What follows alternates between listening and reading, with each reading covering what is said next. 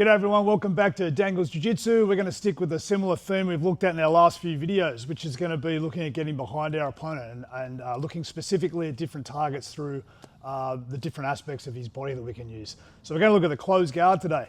And again, we're going to think of that same idea. And my ultimate goal when I'm looking to attack my partner is going to be to try and get behind his head, behind his arm, behind his torso, behind his legs. If I can do any of those things, it's going to give me great opportunities once I've outflanked those regions to be able to go forward and attack with sweeps, submissions, or other options. Okay, so if I've got Jace here, he just comes into my closed guard here now.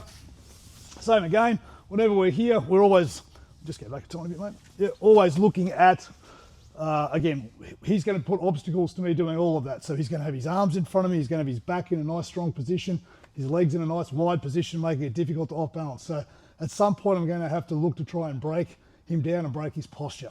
So from here, whatever I need to do, once I can get to a position where I can get my hand behind his head and behind his arm, now I've got some ability to pull with my upper body, some ability to control his position. Now I can start to look to attack.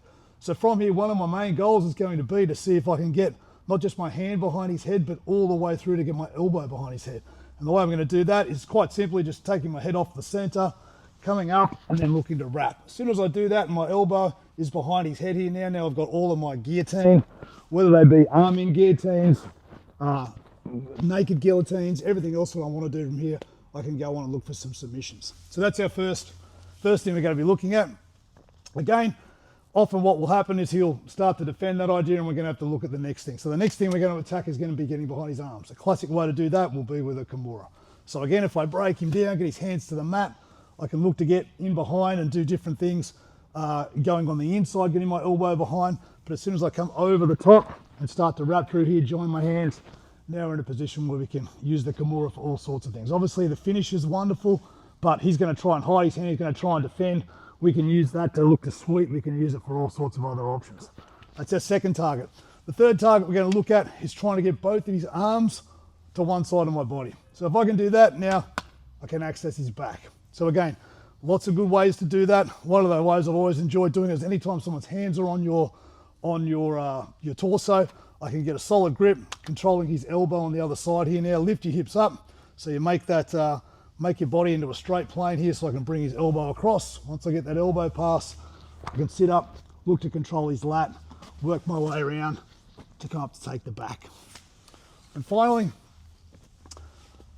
his legs, his lower body. And again, from the closed guard, again, this can be something that's probably, depending on the situation, sometimes more difficult, less difficult. I always talk about the positioning of his hips relative to his knees. If he is sitting back here heavily here, it's very difficult to sort of get in through this space to get a good grip. But that, if he's sitting back heavily, it's easy for me to come up and start to attack the upper body in the ways we just did.